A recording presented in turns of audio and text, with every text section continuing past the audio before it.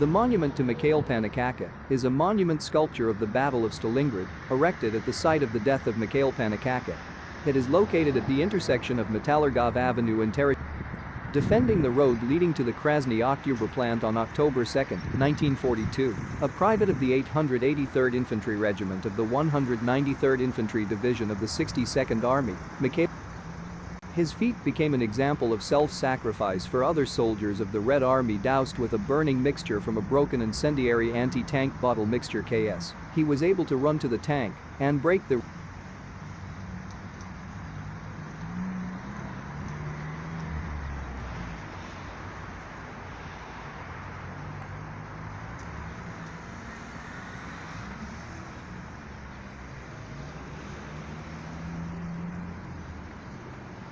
Until 1975, the place of Panikakha's feat was marked with a memorial sign with a commemorative plate. On May 8, 1975, a modern monument was opened, symbolizing a warrior stopping the enemy at any cost. The authors of the figure, more than 6 meters high, was minted from sheet aluminum on a steel channel frame and mounted on a reinforced concrete pedestal 1 meter high and 8 by 13 meters in size.